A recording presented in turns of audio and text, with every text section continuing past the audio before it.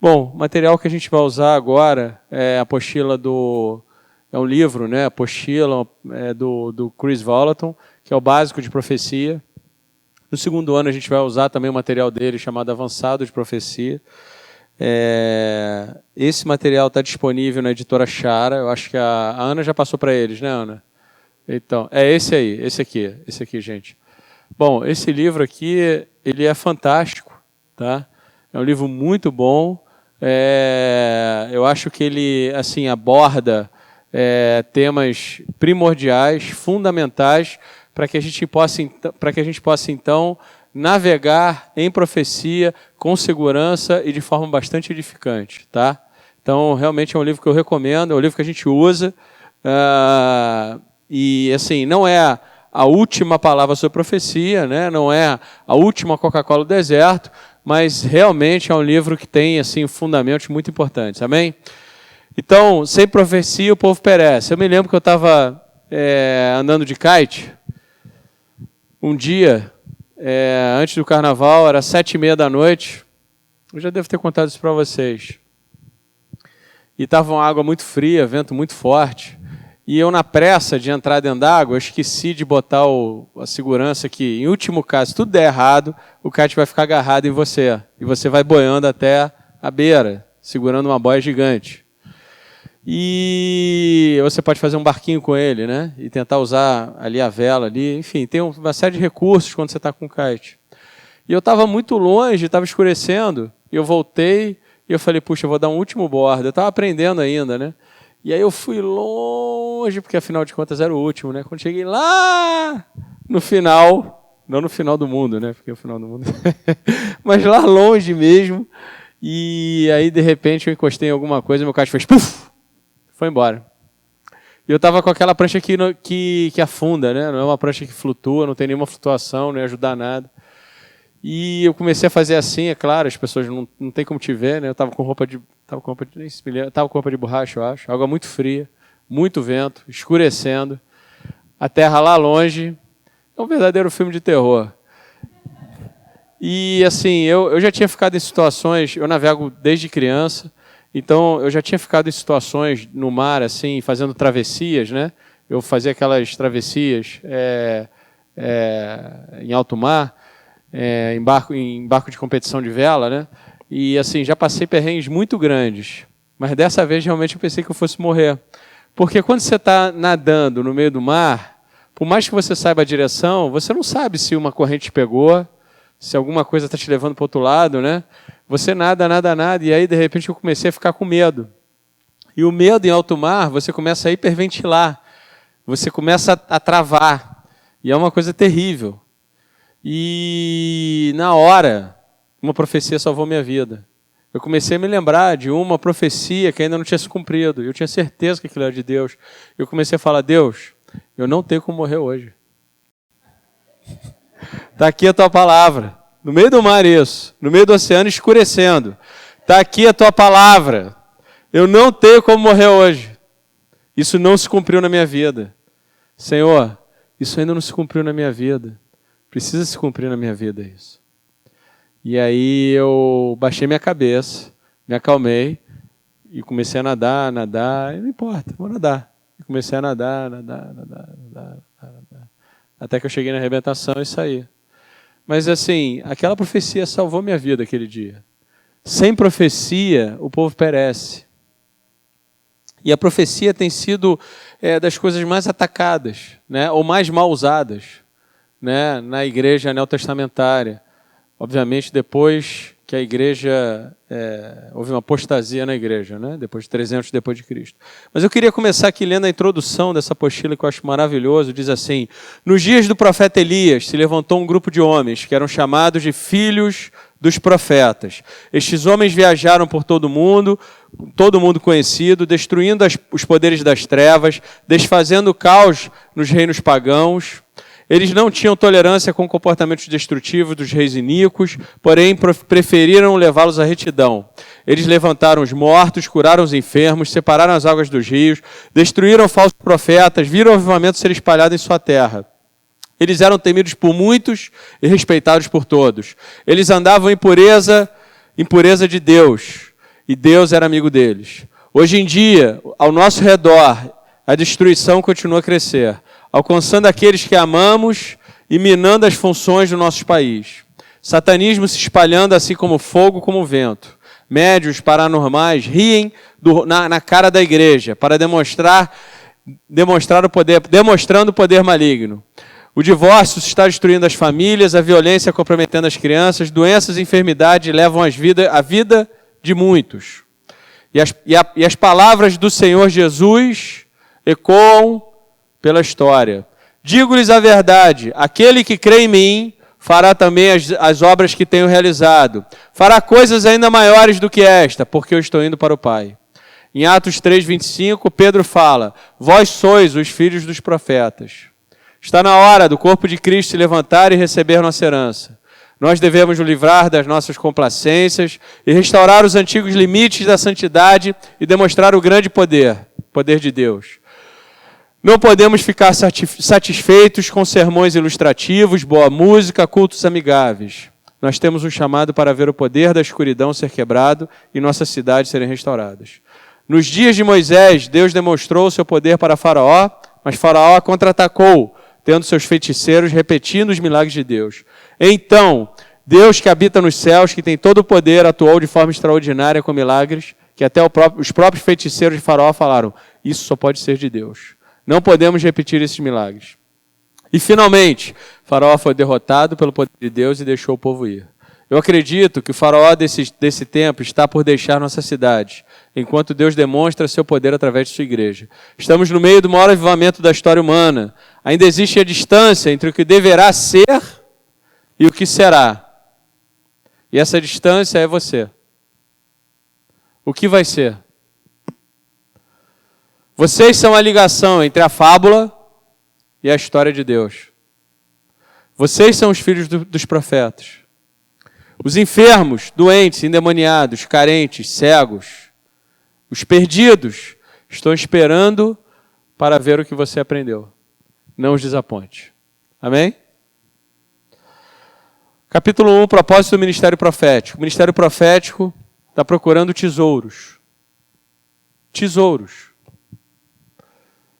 O preço que Jesus pagou na cruz, ele define o preço de uma única vida. O preço que ele dá a qualquer vida que ele comprou com o seu próprio sangue. Deus viu algo bom em nós. Deus viu algo extraordinário em nós. Amém? Deus viu algo em nós que nós não temos a capacidade de enxergar. A gente olha e a gente vê o que foi construído dentro das nossas mentes. Mas Deus e o céu vê algo precioso em nós.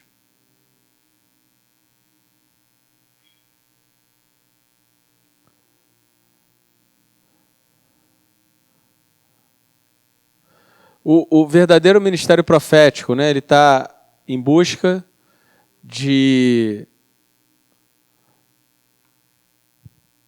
que Deus vê. Ou seja, ele está em busca do ouro. Olha que coisa interessante que diz em 1 Coríntios capítulo 14, versículo 24 e 25, que diz assim, porém, se todos profetizarem, e entrar algum incrédulo ou indulto, ou seja, uma pessoa que não tem nada a ver, o camarada bebeu a semana inteira, entrou dentro da igreja, e se o pessoal da igreja estiver profetizando, olha o que diz aqui, ó, é eles por todos convencido e por todos julgado. Torne-se-lhe manifesto os segredos do coração, e assim, prostrando-se com a face em terra, adorará a Deus, testemunhando que Deus está de fato no meio de vós. Amém? Torne-se manifesto o segredo do seu coração. Torna-se manifesto o segredo do seu coração. Ih, rapaz, você poderia pensar isso. Porque se tornou manifesto o segredo do seu coração, ou de uma pessoa que bebeu a semana inteira, e de repente entrou na igreja. E aí alguém profetiza sobre ele e fala algo que é um segredo que está dentro do coração dele.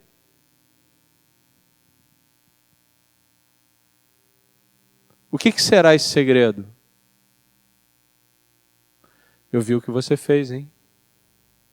Você traiu sua esposa a semana inteira. Com 5 mulheres diferentes. Um para cada dia da semana. Toma jeito, hein? Toma jeito, porque senão o amor de Deus vai pesar sobre a sua vida. Seria esse o segredo do seu coração? Rapaz, eu vi o que você fez. Eu vi que você fez uma macumba dentro da sua casa. Matou galinha, matou porcos, espalhou sangue pela casa inteira. Eu vi, hein? Ninguém sabe, mas eu vi. Será que seria esse o segredo do seu coração? Será de fato que é isso que Deus está atrás? Porque a minha Bíblia diz que quando os segredos do coração dessa pessoa forem dispersos, ele vai cair de joelhos e vai falar: Deus está nesse lugar. Ele não vai olhar para você e falar: meu Deus, eu não posso mais voltar aqui que eu fui descoberto. Descobriram, puxa, fui descoberto aqui. Olha aí. Será que é esse segredo? Porque se não tivesse essa parte, se não tivesse essa sequência de que quando o segredo do coração é descoberto, o camarada vai cair de joelhos e falar: Deus está nesse lugar. E vai glorificar o nome de Deus. Se não tivesse isso, talvez, né? O que eu quero dizer é que toda vez que você olhar para alguém, um incrédulo, um indulto, se você não tiver os olhos de Deus para ver os segredos, que segredos são esses? São segredos que estão no coração de Deus, que Deus compartilhou com essa pessoa. E quando você traz isso à tona, ele glorifica a Deus. Ele fala: que bom que eu vim nessa igreja. Que bom que eu te conheci, irmão. Puxa, você pode orar por mim? Eu vi que Deus está na sua vida. Ele não vai olhar e falar: puxa vida. Ih, rapaz, o irmão aqui me descobriu. Peraí, dá licença. Só um minutinho. Eu vou aqui e já volto. Dá licença. Vou aqui e já volto. Ele não vai fazer isso. Porque você chegar para uma pessoa que rouba e falar para ele: olha, eu descobri que você roubou 10.354.423,33, botou na conta tal, do banco tal, a senha dessa conta é tal. Nossa, incrível, hein? Eu fui descoberto aqui. Eu preciso ir embora desse lugar. É essa a reação que a gente escuta ali na Bíblia? É essa a reação? Por que não é essa a reação? Você quer descobrir os segredos de uma pessoa que o diabo já acusa ele toda hora? O teu papel não é fazer o papel de Satanás na vida dele. O teu papel é descobrir o tesouro e trazer isso para fora. Os segredos do coração são segredos que Deus colocou na vida daquela pessoa, que quando é tocado pelo divino, aquilo, pum! Nossa, eu não devia ser um traficante. Eu não devia matar pessoas. Eu nasci para ser um pastor. Olha, tem um camarada, um amigo meu, o nome dele é Gil Bertrand. Alguém conhece ele? Ele esteve lá na IPAM, né? Gente boa ele, né? O cara era traficante. Mas tinha um pastor que descobriu o segredo do coração do Gil Bertrand e falou: Gil Bertrand, você é um pastor. Como assim? Eu estou com um fuzil. Esse cara está maluco? Alguém estava em busca de tesouros. Alguém realmente queria olhar através dos olhos de Deus e não através do mundo espiritual para ver qual é a imundície que está na vida dessa pessoa. Amém? É muito diferente, gente. Quando você vê imundície na vida da pessoa, Deus vai te permitir que você veja. Mas não é para você falar: olha, eu te descobri aqui, viu? Eu já contei isso para vocês.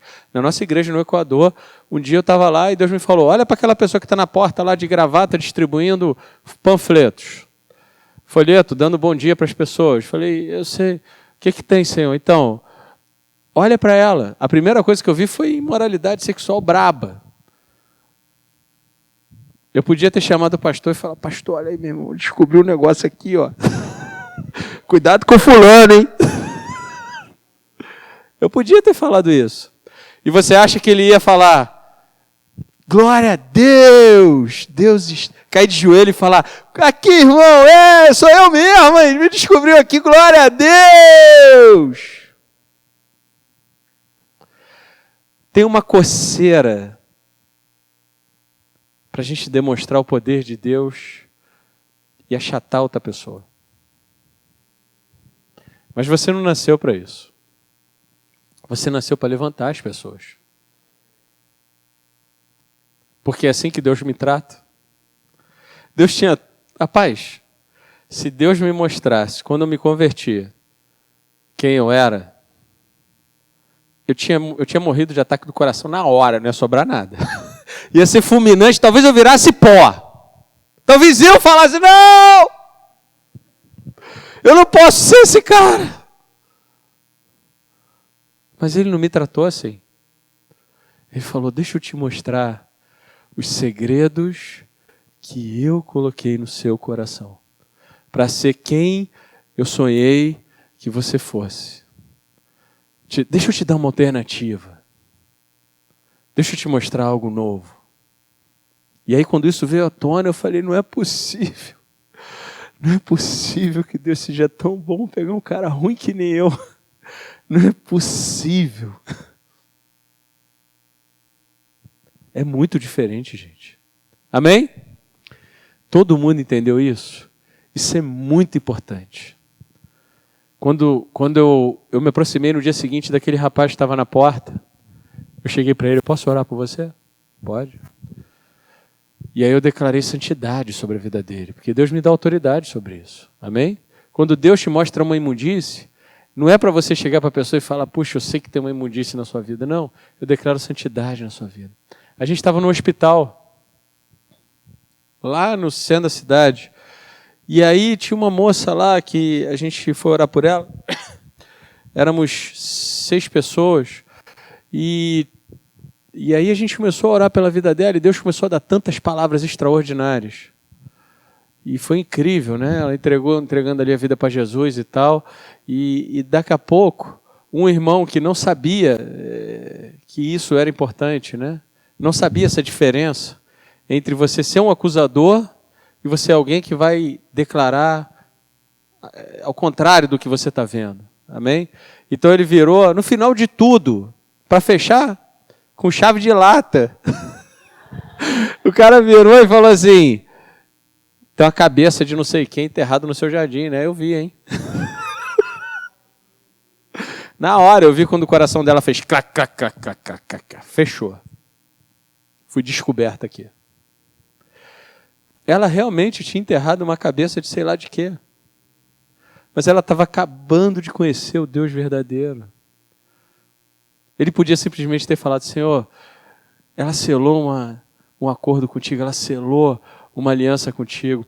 Tudo que há no passado dela espiritual, cancela agora em nome de Jesus. Ora comigo assim, eu cancelo as alianças que eu fiz. Eu só tenho aliança com Jesus. Amém? É muito mais efetivo do que você chegar para a pessoa, olha aí, ó. Tem a cabecinha lá enterrada, né?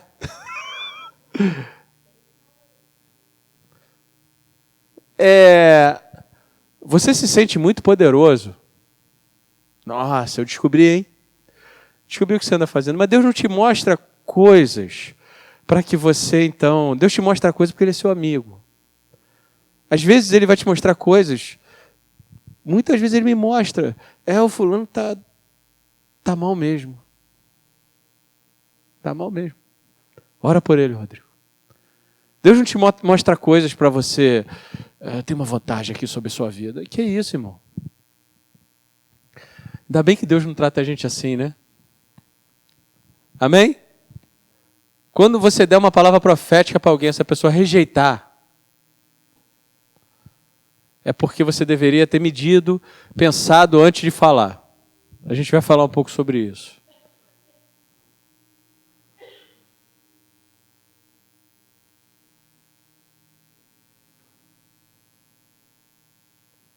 A maioria das pessoas, o brasileiro ele tem a síndrome do cachorro vira-lata. A gente tem já notaram isso? Tudo que é de fora é melhor. Pregador de fora é melhor. Se o profeta não sei das quantas não me deu uma palavra, se o profeta não sei das quantas me deu uma palavra extraordinária. Mas a mulinha que está comigo todo dia, que vive me dando palavra extraordinária, não, essa mulinha, meu irmão.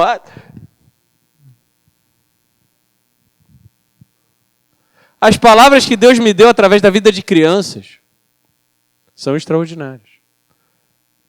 São incríveis. Eu guardo escrita dentro de casa.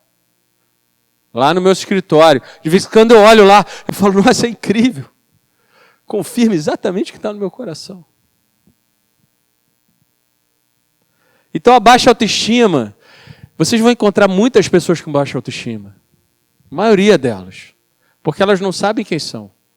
Então o seu papel é descobrir o tesouro que Deus colocou dentro delas e puxar isso para fora. Amém?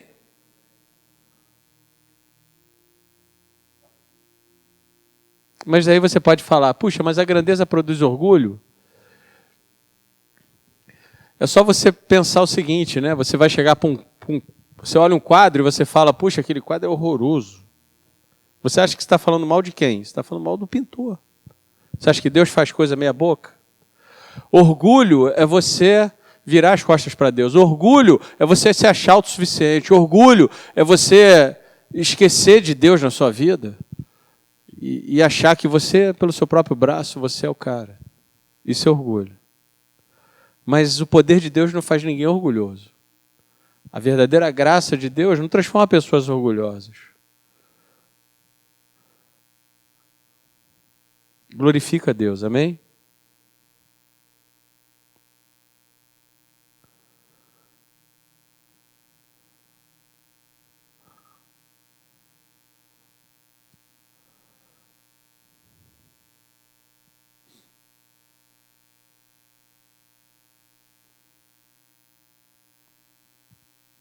Então, humildade não é você falar mal de você mesmo.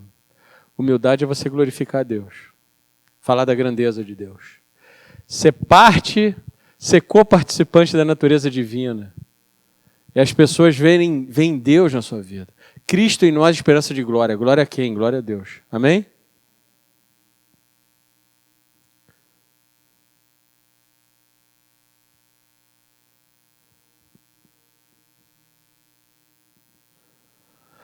Existe uma diferença entre o dom de profecia e o ofício do profeta.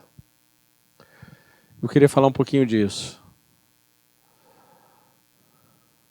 A Bíblia diz em 1 Coríntios 12, 4, 11, há diversidade de ministérios, mas o Senhor é o mesmo. E há diversidade de operações, mas é o mesmo Deus que opera tudo em todos. Mas a manifestação do Espírito é dada a cada um para o que for útil. Porque a um, pelo Espírito, é dada a palavra de sabedoria, a outro, pelo mesmo Espírito, a palavra de ciência, a outro, pelo mesmo Espírito, a fé, e a outro, pelo mesmo Espírito, os dons de curar, a outra, a operação de maravilhas, a outra, a profecia, a outro, o dom de discernir os espíritos, e a outra, a variedade de línguas, e a outra, a interpretação de línguas. Mas um só é o mesmo Espírito, opera todas as coisas, repartindo particularmente cada um como quer. Como é que ele quer? Como é que o Espírito Santo quer repartir os dons? Você tem que ver 1 Coríntios capítulo 14, versículo 1. Buscai com zelo os melhores dons. O que é buscar com zelo? E ele fala, principalmente de profetizar. Ele fala, buscai com zelo os melhores dons. O que é buscar com zelo? Quando eu penso em buscar com zelo os dons, eu me imagino como criança, quando era na época do Natal, que a gente dormia na expectativa, o que será que eu vou ganhar amanhã? E acordava com aquela loucura, pulava na árvore de Natal e abria tudo que era presente, abria o teu irmão, e era aquela confusão, estancava a pancadaria, meu. Para mim, buscar os dons do Espírito Santo é isso. Buscar com zelo os dons é isso. Eu quero, Deus. Eu quero muito. Eu quero. E ir atrás. E realmente desejar isso. E realmente insistir. Amém?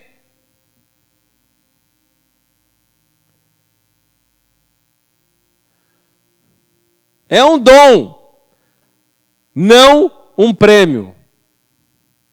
Não é porque você tem 10 anos de casa que você merece. Ah, eu sou merecedor. Não, você não é merecedor, é pela graça. É um dom, é uma ferramenta para que seja útil. Para que você possa então ver os segredos do coração, do que Deus colocou na vida da pessoa. Para que você possa ver até o futuro, através dos olhos de Deus, e falar, não, irmão, é mais um pouquinho, continua. Toma aqui, ó, toma aqui uma palavra que vai te dar ânimo para chegar lá.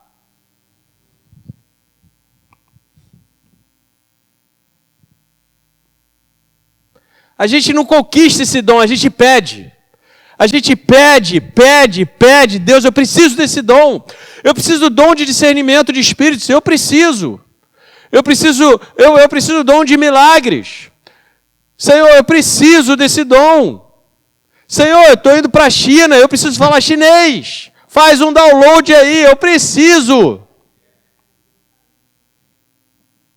É assim. Não é porque eu mereço, mas é porque eu me disponho a ser útil, a fazer a obra no reino, a glorificar o nome dele. Amém? Ah, não! As pessoas maduras, tem o Espírito Santo maduro. Irmão, o Espírito Santo já vem completo, tá? Ele é extraordinário. Não é mérito. Dom de profecia é para o propósito de edificação, exortação e consolação. Edificar significa construir. Pense nas suas palavras, pense no que vai sair pela sua boca. Vai construir a fé da pessoa. Vai construir, ajudar a construir o seu relacionamento com Deus. Vai ajudar a construir sua família, vai construir na direção do propósito que Deus tem chamado para a vida dela. O que vai sair pela sua boca, pensa antes de falar, você tem esse tempo. Porque se não for para construir, não fala. A Bíblia é clara. O dom de profecia é para edificação, que significa construir. Exortação, que significa trazer para perto.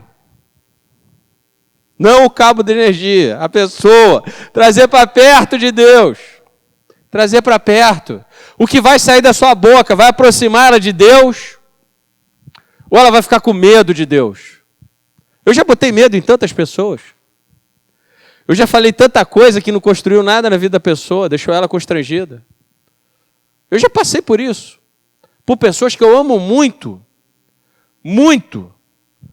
E que lá atrás, porque eu dei uma palavra profética que só trouxe medo, só trouxe desconforto, a pessoa fechou o coração e aí lá se vão 20 anos orando por essa pessoa. 20 anos eu estou orando por essa pessoa.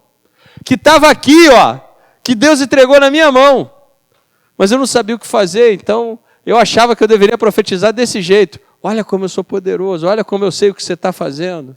Olha como Deus me revelou, porque assim diz o Senhor. E aí, são 20 anos. 20 anos depois que ele já teve 2 casamentos, filhos por aí, remédio para acordar, remédio para dormir. Isso não é brincadeira, gente.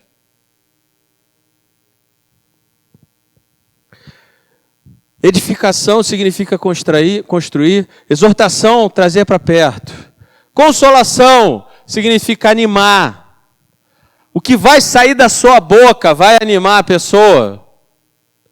Vai deixar ela, puxa, Deus me ama. Olha só, Deus me ama. Olha só, irmão, a palavra que eu recebi. Olha como Deus é bom. Olha como Deus me ama. Olha como Deus ama a minha família. Porque se não for, não fala nada. Teste em você a palavra. A gente está aprendendo. Amém?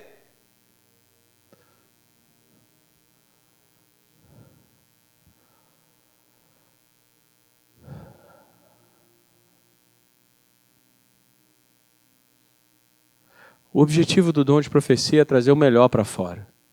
É trazer o tesouro para fora. É enxergar esse tesouro. A gente tem que minerar o ouro. Mas para você minerar o ouro, irmão, alguém aqui já viu como é que é? O cabra fica ali, né? Se for no fundo do mar, e vem sujeira, vem sujeira, vem sujeira, vem sujeira, vem sujeira. Puf, caiu uma pepita. Olha, rapaz, arrumei uma pepita. Mas vem sujeira, vem sujeira, vem sujeira, vem sujeira, vem sujeira, vem sujeira. E quando é na terra? E bota, peneira, peneira, peneira, peneira, peneira, peneira, e toma ali sujeira, e vai tirando a sujeira, sujeira, sujeira. E olha aqui, ó, achei uma pepita. O dom de profecia é isso. Amém? É muito importante a gente entender isso, gente.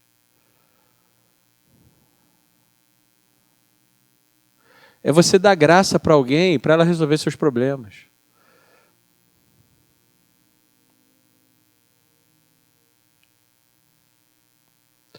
A profecia deveria encorajar as pessoas a amar a Deus e não a ter medo de Deus. Quem pode manifestar o dom de profecia? Qualquer pessoa que se converter e, obviamente, tiver o Espírito Santo. Amém? Porque é um dom do Espírito Santo. Então, se você buscar esse dom, você pode profetizar. O dom de profecia, você pode profetizar. A Bíblia diz em 1 Coríntios 14:31, porque todos podereis profetizar. Todos. Todos são todos. Amém? E Atos 2:17-18, nos últimos dias acontecerá, diz Deus, que do meu Espírito derramarei sobre toda a carne, e os vossos filhos e as vossas filhas profetizarão. Os vossos filhos e as vossas filhas profetizarão. Profeta! Nem todo mundo que profetiza é um profeta.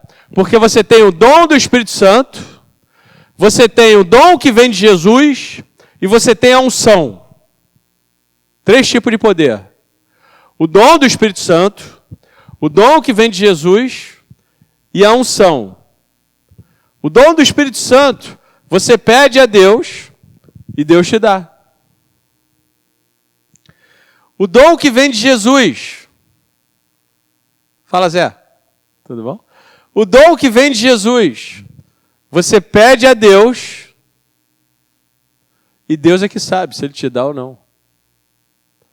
Na verdade, o dom que vem de Jesus é Efésios capítulo 4. Diz que aquele que desceu, subiu, dando dons aos homens. Ele dá dons aos homens. Ele escolhe com que ele vai repartir esses dons. Ele é que escolhe. Aquele que desceu, subiu, dando dons aos homens. Então, qual é o dom que ele te dá?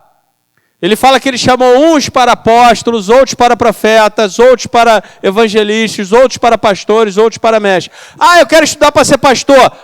Que isso, irmão? Leia a Bíblia.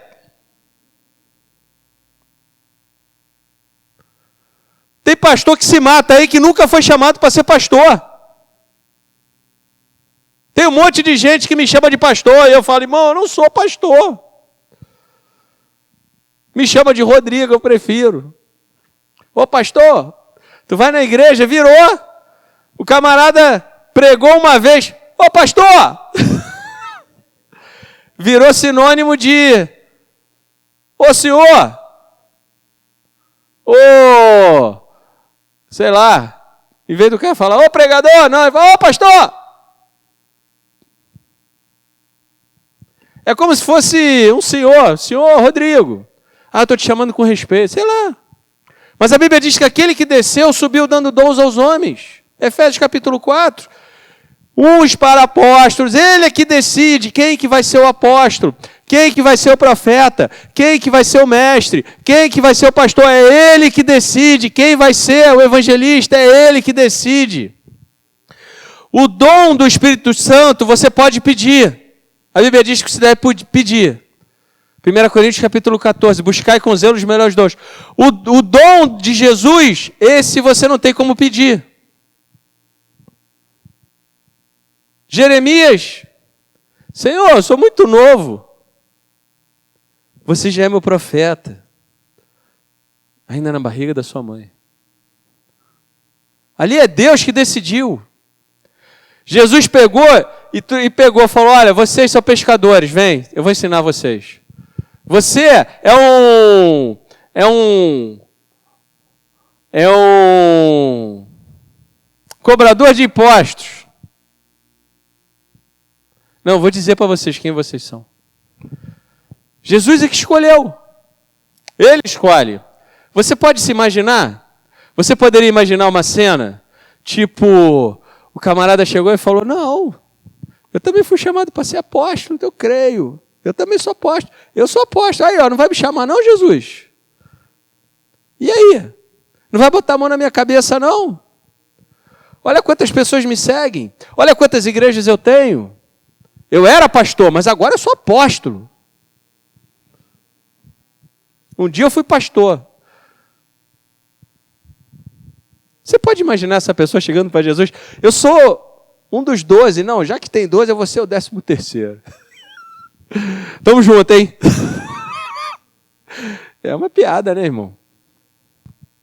Profetizar no dom do Espírito Santo é diferente de profetizar no ofício, como profeta. Como profeta, o profeta entra aqui, ele aumenta a barra da profecia. Ele tem capacidade de profetizar para nações. O dom de profecia é extraordinário, você vai ver o que Deus está vendo. Mas o profeta, ele é o dom. Se confunde com a sua identidade. Ele olha para a Bíblia, tudo que ele vê ali é como é que é profecia. Já viu o evangelista lendo a Bíblia? Como é que eu uso isso aqui para evangelizar? Já viu o apóstolo lendo a Bíblia? Como é que a gente muda a cultura? Olha aqui, ó, isso aqui dá para pegar para mudar. A mente dele é totalmente voltada para aquilo. É diferente de você pegar na prateleira um dom. Eu peguei na prateleira esse dom e vou usar. Preciso desse recurso. Não, agora eu preciso de um outro dom e vou usar esse outro dom. É diferente. E você não estuda para ser apóstolo, você não estuda para ser pastor, você não estuda para ser mestre, você não estuda para ser profeta, e você não se capacita para ser evangelista. Ele te chama. E ele vai construindo em você uma forma de pensar extraordinária, de maneira que não que você seja o cara, mas que você edifique o corpo. Amém? Para que você tenha um pensamento apostólico. Para que você pense, puxa, como é que eu trago o céu para minha casa, para o meu trabalho, etc. Puxa, para que você tenha um pensamento profético. Eu consigo ver através dos olhos de Jesus. Para que você tenha um pensamento pastoral. Eu não sou pastor, mas eu também pastorei pessoas. Porque eu aprendi com o pastor. Se você olhar o pastor Norberto e me olhar, cara, é uma covardia. Porque ele é o pastor. Eu não. Eu sei qual é a minha função. E coitada da ovelha que cai na minha mão. Não, tô brincando.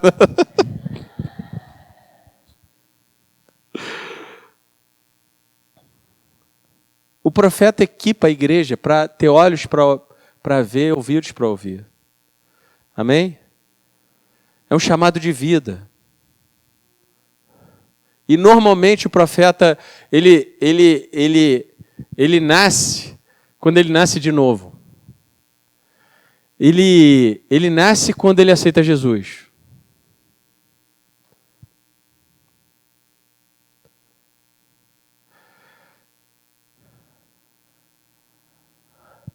Agora,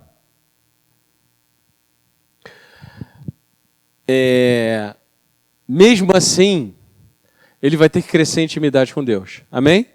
Mesmo ele tendo sido chamado profeta, ele vai ter intimidade. O meu filho mais velho, ele foi chamado profeta. Ele profetiza coisas extraordinárias. desde 2, 3 anos de idade. Ele saía do banho, eu me lembro, ele saía do banho. E a moça que cuidava dele lá, ela era estéril. E aí ele sai do banho e fala assim, olha, daqui a 13 meses, você vai ter um filho, vai ser um menino, ele vai se chamar Pedro Gabriel. E ela, 13 meses depois, teve um filho, e era um menino, e que se chama, está vivo, né? Hoje, Pedro Gabriel, uma bênção ele. Normalmente, ele era criança e a gente ia para a igreja e ele tinha visão aberta. E ele olhava e falava, puxa pai, hoje eu vi uns bichos diferentes na igreja. Eu falava, como era? Ah, tinha 6 asas. E eles ficavam em volta da igreja falando santo, santo, santo. Mas a questão é que eu não sabia o que fazer, porque quando você tem visão aberta, você vê o mundo espiritual. E aí ele viu um monte de demônios e eu não sabia o que fazer também. Você tem que desenvolver um relacionamento com Deus. Amém? É graça, não é prêmio. Profeta não é prêmio. Apóstolo não é prêmio. E nem posto. É graça. A gente não merecia nada. O que a gente merecia era a cruz. Mas Deus expressa a sua bondade, nos colocando a sentar nas regiões celestiais. E nos capacitando para fazer as mesmas obras. Que isso, irmão? Então, assim, se você praticar muito, você vai crescer muito. Se você praticar pouco, você vai crescer pouco. Se você praticar nada, você vai crescer nada. Ah, mas eu fiz a escola de sobrenatural. Boa sorte. Ministério quíntuplo. Então, vamos lá. Dons do Espírito Santo são dons que a gente deve pedir. Dons que a gente deve... Não é que você merece. Ninguém merece. Mas a gente deve pedir. Eu me lembro, eu estava num evento, foi um evento que eu conheci o Todd White, quando ele não era famoso. Esse evento que a gente fez um negócio na rua, o pessoal ia parando o táxi. Ele é evangelista. O cara é evangelista. É diferente. Se você me vê evangelizando, você vê o Todd White evangelizando, você vai falar, pô, cara, o Rodrigo tá andando de rodinha ainda. Pô, o Rodrigo tá andando ainda de rodinha, de bicicleta de rodinha. E o outro já tá andando de moto 1.100. É muito diferente, porque ele opera no dom que ele foi chamado, amém? E eu tenho que me esforçar para evangelizar. Eu tenho que aprender, eu tenho feito isso. Você sabe que... Bom, eu não vou falar isso agora, mas eu estava lá nesse evento e eu estava terminando o culto, né, lá em Baltimore, e era assim umas 3.000 pessoas. De repente eu vi uma caixinha chegando do céu numa moça. Eram umas cadeiras assim, lotado de cadeira igual a essa, de ferro, sabe? Lotado de cadeira de ferro. E aí eu vi uma caixa chegando nessa moça, estava com um laço de presente. E estava escrito, profecia. E aí eu falei para ela, puxa, eu sinto que Deus está te dando hoje dom de profecia. Você tem buscado isso há muito tempo, né? Você tem pedido a Deus, não é isso? Aí ela falou, eu posso orar por você? Pode. Eu falei, Senhor, obrigado por esse dom de profecia. Meus irmãos, ela mergulhou de cabeça, foi em cima das cadeiras de ferro, espalhou tudo. Enfim, é um presente, mas é algo que a gente está buscando. Para quê? Para glorificar a Deus. Amém? Para ser útil, para a gente ser mais útil, mais efetivo. O que é forma sem poder? Religião. Religião é forma, tem uma forma bacana. Tem a liturgia perfeita.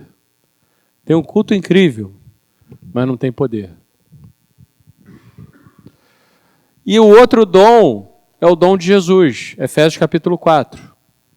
Aquele que desceu, subiu dando dons aos homens. Então é ele que escolhe. Não sou eu que escolho, não sou eu que falo, não.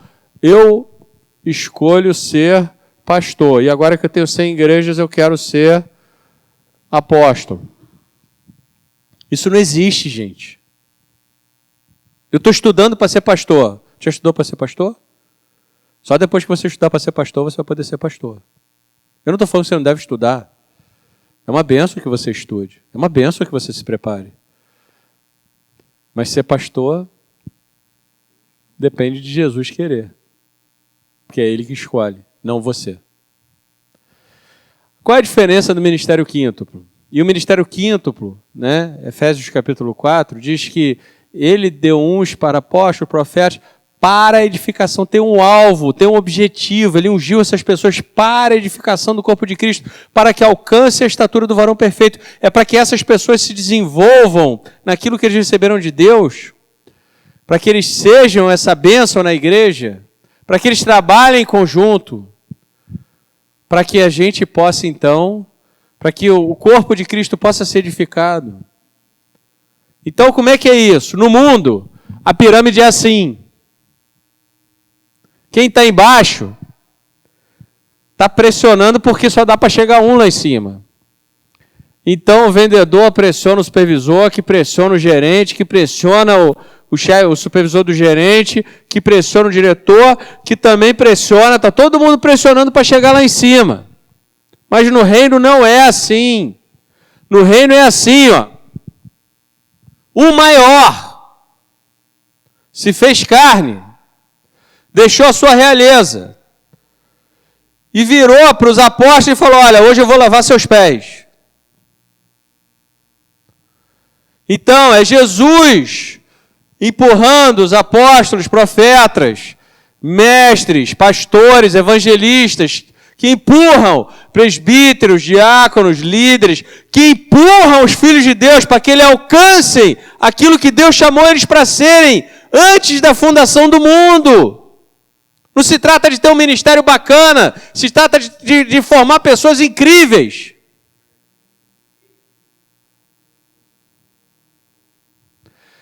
Então eu vi um carro na avenida. Vinha lá vinha descendo a Brasil. Dentro desse carro tinha um apóstolo, tinha um profeta, tinha um evangelista, tinha um mestre e também vinha o pastor que vinha ali com eles, né? Quando eles chegam, de repente, eles atravessam ali, vão pegar a linha amarela, tal, caem para a direita, eles veem um acidente. Vê um acidente terrível. Pessoas jogadas assim no chão. Primeiro eles param o carro rápido, lógico, cheio de homem de Deus, né? Trabalham junto, trabalham em equipe, que eles se honram, não competem.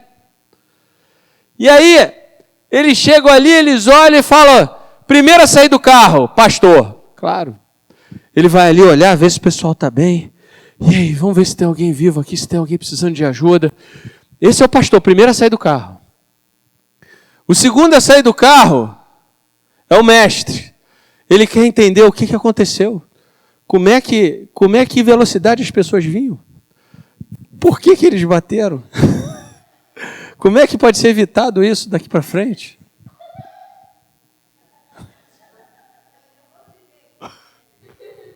Aí, em seguida, começa a fazer um montinho, né? Tu sabe, começa a juntar gente. Aí, claro, é a vez do evangelista sair do carro e falar: hoje é o seu dia, irmão. Arrependei-vos. Não é amanhã, é hoje. Em seguida sai o apóstolo. O cara começa a pensar: puxa, como é que a gente faz com que as pessoas dirijam com mais calma? Como é que a gente muda a cultura do trânsito nessa cidade? Como é que a gente pode impactar, né? Como é que é a forma da gente impactar essa cidade e fazer essa cidade um trânsito menos violento, um trânsito mais calmo? As pessoas como é que é a maneira da gente mudar a cultura dessa cidade? Aí, por último, sai o profeta. Ele sai do carro. Claro, ele já tinha sonhado na noite anterior, né? E Deus já tinha falado para ele: ó, ora aí, para ninguém morrer amanhã naquele, para não haver vítimas, né? Ele já sabia o que ia acontecer. Ele já tinha orado na noite anterior para que não houvessem vítimas. Então, as torres gêmeas. Vem um avião, pum, atinge a primeira. Vem o outro, pum, atinge a segunda. O pastor pensa: nossa, quantas pessoas vão ficar sem pai? Quantas pessoas vão ficar sem mães? Preciso tratar das fulanas, das pessoas que ficaram. O mestre pensa, onde está isso na Bíblia? Como isso está acontecendo? Que tempo é esse que a gente está vivendo? Deus, como explica isso? O evangelista pensa, quem estava salvo naquela torre? Quantas pessoas será que foram para o céu? Quantas pessoas será que foram para o inferno? O apóstolo pensa, como é que isso vai impactar o mundo? Como é que isso vai mudar a cultura das nações? E o profeta pensa, Pai, o que o Senhor pensa disso? É diferente, gente. São pessoas diferentes. Muito diferentes. Amém? Deu para entender como é que funciona? Então, a próxima vez que alguém chegar para você e falar, ô pastor, quando fala para mim, ô pastor, eu respondo às vezes eu não respondo, porque ninguém me chama de pastor. Eu gosto que me chama de Rodrigo. Eu não preciso de nenhum título. Eu sei o que é para eu fazer, eu sei quem eu sou, eu sei o que eu estou fazendo no mundo. Eu sei qual é a minha função, o que é o ministério que eu tenho que exercer, e para mim é assunto cerrado. Eu não preciso que ninguém fale para mim, você é o fulano e tal. Meu irmão, a única coisa que me interessa é, Pai, eu estou sendo agradável aos seus olhos? Eu estou louvando o Senhor? Porque louvar a Deus é isso, é ser agradável a Deus. Amém? Apóstolos. Apóstolo é um nome que vem da Grécia, que era uma pessoa que ia para as áreas conquistadas, para transformar toda a cultura daquela cidade que foi conquistada, parecida com a terra da qual ele foi enviado. Para que quando o rei chegasse lá, ele chegasse num local que a cultura era parecida da onde ele vivia. Amém? Então os apóstolos usam todos os recursos disponíveis para que isso aconteça. Profetas são aqueles que recebem as plantas baixas do prédio. Apóstolo e profeta normalmente andam juntos.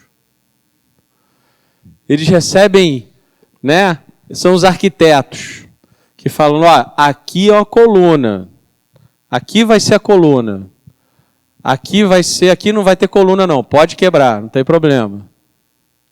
Evangelista é aquele que capta,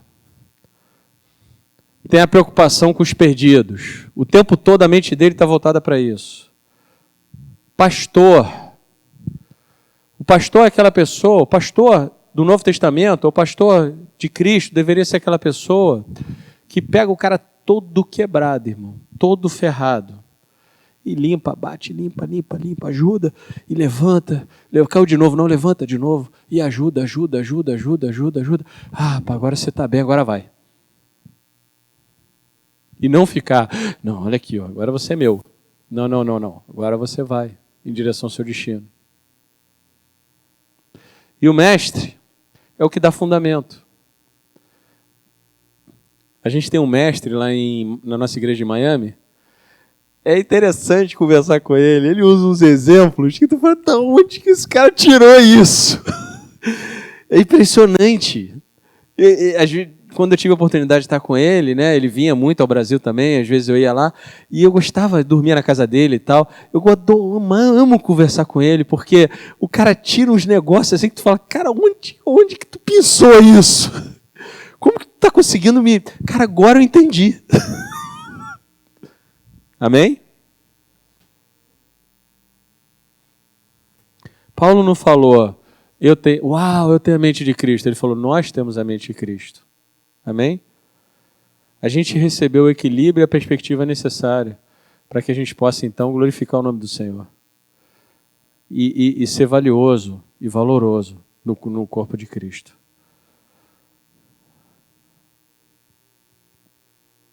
Então, são 3 habilidades, ou três formas de poder.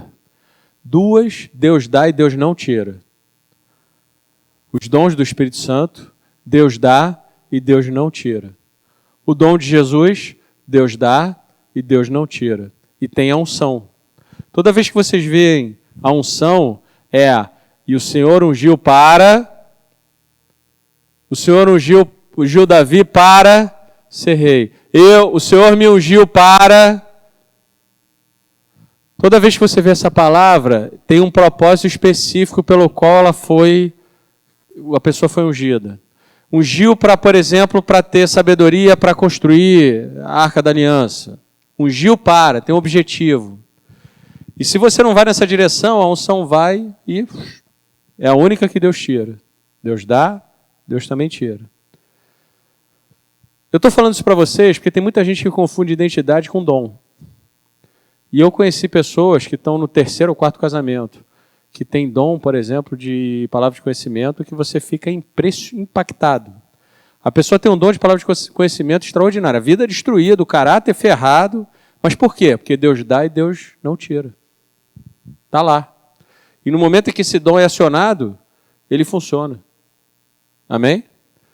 Então, quando a gente vê um dom na vida de uma pessoa, isso não quer dizer que ela tem bom caráter.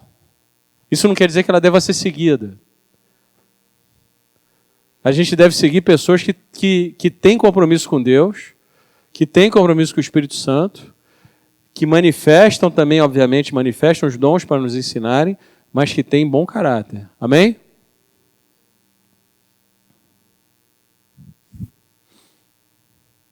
A Bíblia diz que dons e chamados são irrevogáveis, tá? Mas unção tem um propósito específico. Está em Romanos 11, 29. Porque os dons de Deus e a vocação de Deus são irrevogáveis. Profecia, muito importante isso. 2 sentidos de profecia. Um deles é prever o futuro. Palavra de conhecimento, de hoje para trás. Palavra profética, de hoje para frente. Então, palavra de profecia, prever o futuro. Você vai prever o que vai acontecer no futuro da pessoa. Você traz até o presente para que ela tenha direção, para que ela tenha ânimo, para que ela tenha força para chegar lá. Tá bom? Todo mundo entendeu isso? Prever o futuro. Segunda definição de profecia. Predizer o futuro. Então, o Senhor levou Ezequiel ao vale de ossos secos e falou, profetiza. E só depois que ele profetizou, que ele provocou o futuro, então os ossos começaram a se juntar. Aconteceu comigo uma vez. Uma moça foi na minha casa e ela era estéril. E o Senhor falou para mim assim, prediz que ela vai ter um filho. E eu falei, Senhor, nem pensar. Eu não vou falar isso. É o sonho da vida dessa pessoa há 20 anos, há 15 anos, sei lá. Como que eu vou falar uma coisa dessa? E ela nunca teve filho. Passado o tempo, uma outra moça, eu estava falando no telefone com ela, trabalho numa corretora de imóveis. E também tinha problema tinha tirado o ovário, um ovário tinha tirado, o outro ia tirar também, enfim, já não tinha mais condições de ter filhos. E Deus falou para mim assim, diz para ela que ela vai ter um filho. Eu falei, Senhor, não tem a menor chance. E aí ele falou para mim assim, se você não falar, ela não vai ter um filho. E aí na hora eu falei, quer saber? Eu profetizo sobre a sua vida que você daqui a tanto tempo vai ter um filho. Amém? E aconteceu. Teve uma menina. Engravidou e teve uma menina. Então, profecia é você prever o futuro e você provocar o futuro. Maldição é você maldizer, é você lançar sementes na vida da pessoa que vão também provocar um futuro. Só que do inferno na vida da pessoa. Então, é importante que a gente saiba o poder que sai da nossa boca. Amém? Nível de profecia. Nível 1, cultura de profecia. É uma cultura profética, né? É quando um profeta, né, ou uma pessoa profética, né, num nível muito alto, está no local, geograficamente falando, né? Nessa atmosfera, já viram uma atmosfera de profecia? que até o camarada, né, tá no ar. Meu irmão, tá no ar. Quem aqui já foi na sala de profecia, sabe como é que é. Tu chega lá e tu fala, pô, não é possível, será que eu vou profetizar mesmo? Meu irmão, vai sair pela orelha, vai sair do chão, vai sair pelo nariz. Tá no ar, sala profética é isso. Pô, mas eu não tenho essa habilidade. Não, tudo bem, irmão, só senta lá, que vai vir. Amém? Então, assim, tem umas atmosferas que são assim. Então, essa é a cultura profética. Está ali. Está naquele ambiente. Dom de profecia. Segundo nível. A gente já explicou bastante, né, sobre dom de profecia. Pessoas proféticas. Pessoas proféticas não são profetas. Mas são pessoas que têm um dom de profecia muito desenvolvido.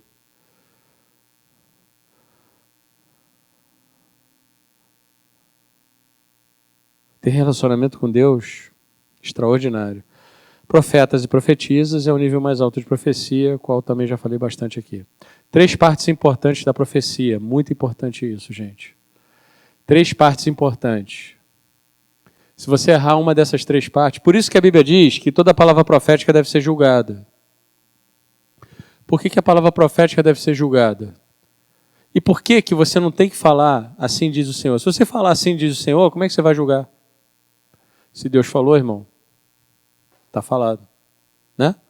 Mas a Bíblia diz que toda palavra profética deve ser julgada. E ela deve ser julgada porque você pode errar. E você não é um falso profeta porque você errou. Você é um falso profeta se você quiser a glória para você. Aí você se torna um falso profeta. E são pessoas muito perigosas. Tem que ter cuidado com essas pessoas. Mas a gente vai tratar isso também. Isso a gente vai falar. Tem um capítulo aqui só sobre falsos profetas, a gente vai falar sobre isso. Primeira parte da profecia. O que você vê. A visão. Ou o que você está ouvindo. Essa é a primeira parte da profecia. A segunda parte da profecia. Perguntar a Deus. Ter a revelação daquilo que você está vendo. Perguntar a Deus. Deus, o que é isso que eu estou vendo? Você não sabe. Deus está te mostrando. Você não sabe o que é. A terceira parte da profecia. Como é que essa pessoa que está na minha frente coloca essa profecia em prática? O que falar para a pessoa? Se você errar em qualquer uma dessas partes, você vai estar errando a profecia. Por exemplo, teve um caso comigo, um pastor da nossa igreja virou para mim e falou, Rodrigo, olha, minha prima está doente, muito doente. Vamos orar por ela? Vamos. Quando eu dei a mão para ele para orar, na hora eu tive uma visão. Eu vi a prima dele deitada, as características dela, o tipo de cabelo, a altura, o corpo, etc. Ela é meio gordinha. E aí eu falei para ele, ela é assim, assim, assim, assim, assim, assim, assado? Ele falou, ela mesmo. Eu estava vendo ela. E aí, na hora, eu vi Jesus chegando, sorrindo para ela, levantando ela. Amém? E aí eu falei para ele imediatamente, glória a Deus, irmão. Glória a Deus, Jesus está curando ela, glória a Deus, glória a Deus. Obrigado, Senhor, por me dar essa visão, o Senhor está curando ela, muito obrigado, eu declaro essa cura, etc, etc. Passou 15 dias, eu estava sentado com esse irmão, ele recebe uma ligação que ela tinha falecido. Então assim, a visão foi certa. Eu vi certo. Mas eu esqueci de perguntar para Deus, Deus, o que é isso? Eu fui apressado demais. E aí eu errei na profecia. Eu podia ter falado algo para ele, olha, vamos orar por ela, porque ela já é cristã, etc. Vamos, alguém já foi lá, se ela não fosse cristã, né, no caso, né? Ou eu podia falar para ele, olha, eu sinto que Deus está cuidando dela. Amém? Sei lá, podia ter sido diferente. Podia trazer conforto para ele, ao invés de uma palavra errada. Amém? Então, antigamente, um dia desse eu orei para uma moça, ela tinha problema nas juntas, né? E aí, problema de inflamação nas juntas, há 15 anos. Eu orei por ela ficou feliz, foi curada, as dores foram embora, etc. Beleza. Na semana seguinte ela voltou, e eu falei, tudo bem? Ela falou, você pode orar por mim? Eu falei, claro. algum motivo? Ela falou, olha, aquelas dores voltaram e muito pior agora. Eu falei, tá bom, já sei o que fazer. Aí eu fechei meus olhos e eu falei, pai, eu não faço a menor ideia do que está acontecendo aqui. Me mostra. O que é para fazer? O que é eu sei o que fazer? Eu sei o que fazer é, pai, o que está acontecendo aqui? Me mostra. É recorrer a Deus, que eu já devia ter feito antes. Amém? Então, são 3 partes da profecia. Se você errar uma delas, você vai errar a profecia. A primeira delas é a visão, o que você está vendo. A segunda é a revelação do que você está vendo. E a terceira é o que falar. Eu vou dar um exemplo para vocês. A gente tem muitos exercícios aqui de profecia. Tem exercício, não tem, a gente sempre profetiza no culto, né? Procura profetizar no culto e tal, abençoar a vida das pessoas. E também é uma forma do pessoal da escola treinar. E aí, uma pessoa pegou e falou, ó, Deus, para uma moça aqui da nossa igreja, Deus fala para você 3 vezes.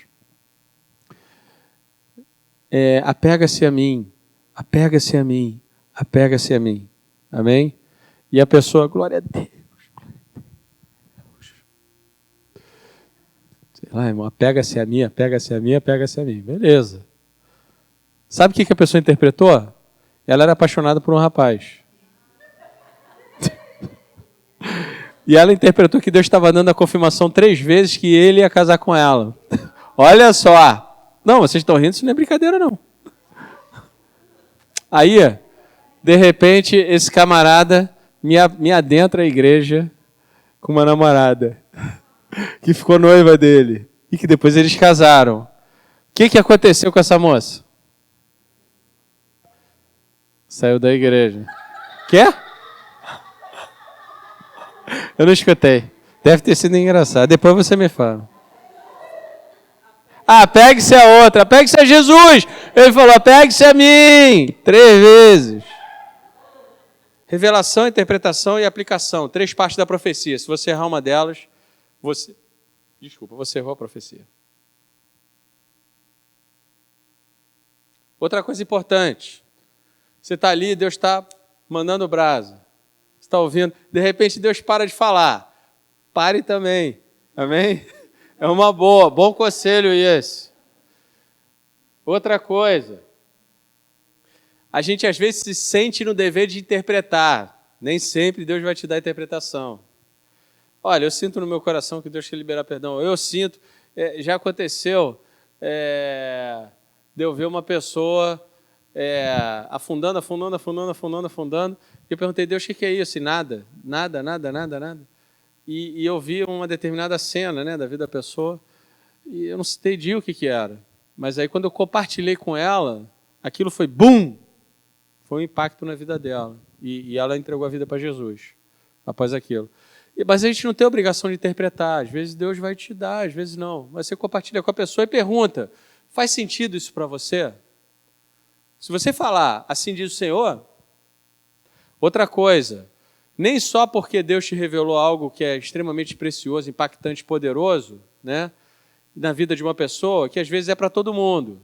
Então, por exemplo, teve um caso, uma situação real, a moça se vestiu, ela tinha um filho com uma doença mental, acho que era autismo, e aí ela foi para o culto e falou, Deus, se o Senhor curar meu filho hoje, que o pastor, o pregador, tinha um camarada lá que ia pregar, que o pregador fale que eu estou vestida de listras, uma saia branca com listras roxas.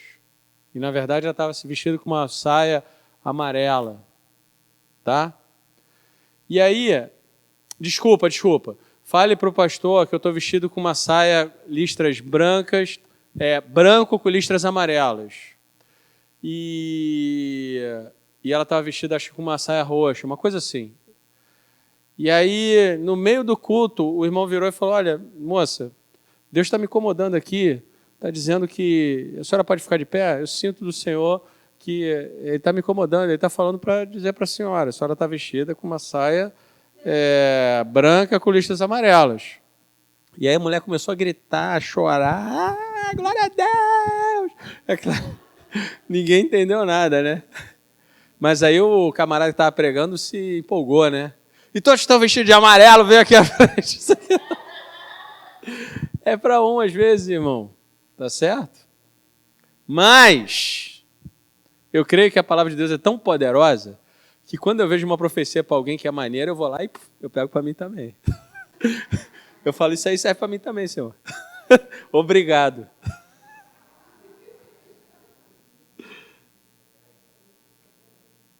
Às vezes a profecia parece boba, parece uma coisa tão simples, mas é tão poderosa e vai transformar a vida da pessoa. Você não joga fora pequenos começos. É espantoso o que uma profecia pequenininha pode causar na vida de alguém. Amém?